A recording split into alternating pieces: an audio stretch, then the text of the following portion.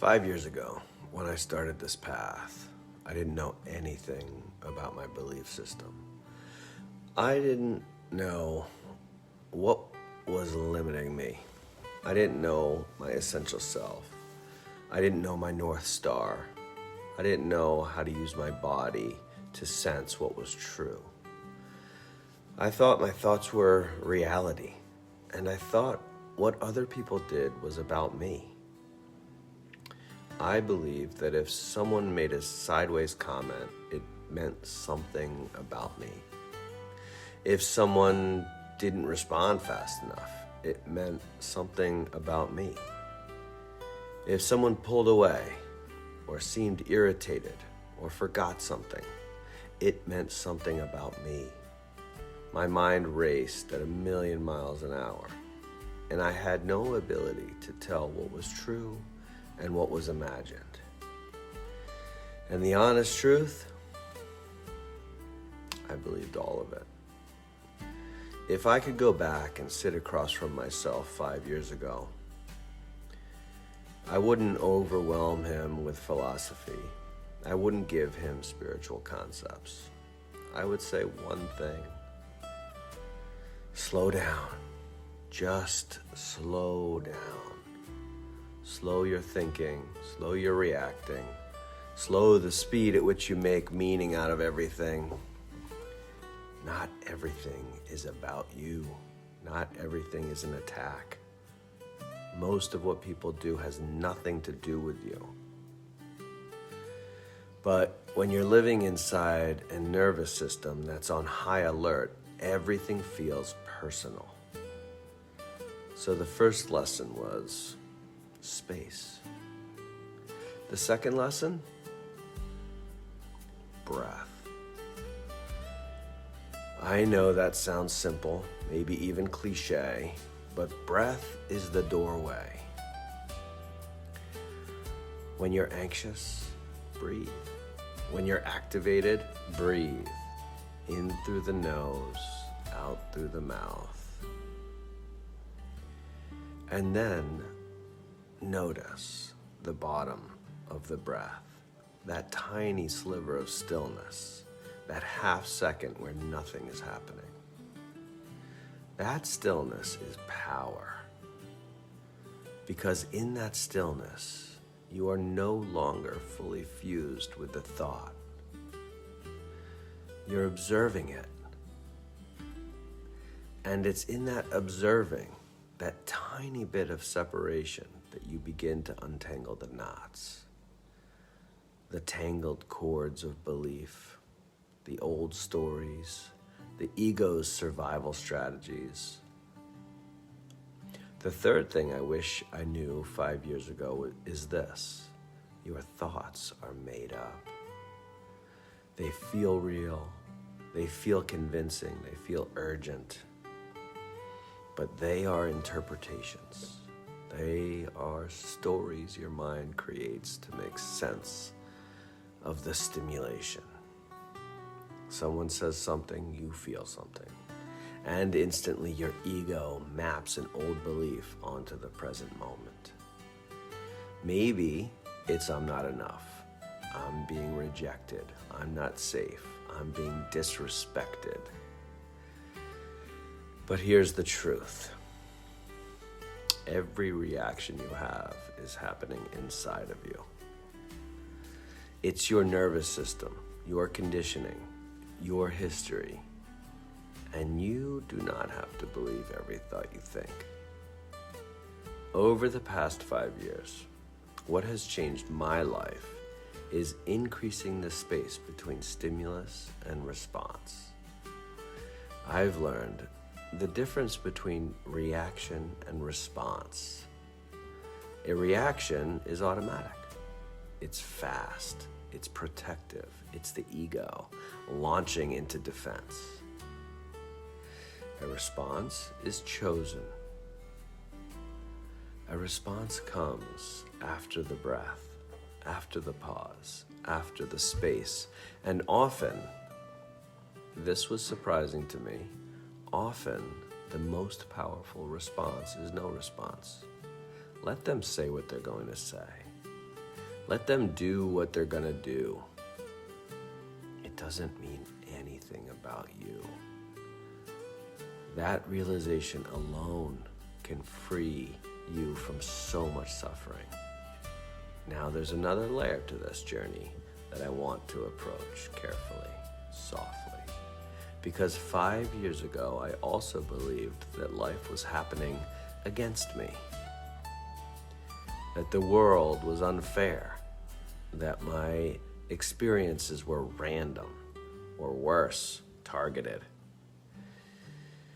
And I need to say something clearly before I go further. No child should be harmed. No one should hurt another human being. Pain is real. Trauma is real. Harm is harm. This isn't about justifying suffering. But what I have come to understand is that my experiences were not punishments. They were formative, not because someone intended them for my growth, but because my soul is capable of transforming experience into wisdom. There is a subtle difference there. It's not that this had to happen in some rigid cosmic script. It's that once it happened, it became material. Material for depth, material for boundaries, material for compassion, material for awareness. When I'm defined only as this personality, this body, this history, painful experiences feel unfair and personal. But when I widen, when I soften, when I experience myself as something more than this temporary identity, I begin to sense that life is not attacking me. Life is shaping me.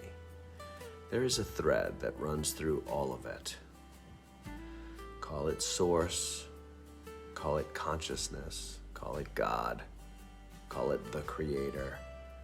I experience it as a golden thread. And from that vantage point, I don't ask, why is this happening to me? I ask, what is life asking me to grow into because this happened?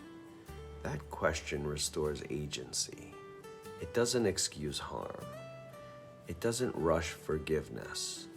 It doesn't bypass grief. It simply says, even if I didn't choose the experience, I can choose how I metabolize it. And that is soul evolution. Soul evolution isn't about collecting suffering. It's not about glorifying pain. It's about integration. It's about allowing every experience, beautiful or brutal, to expand your capacity for presence.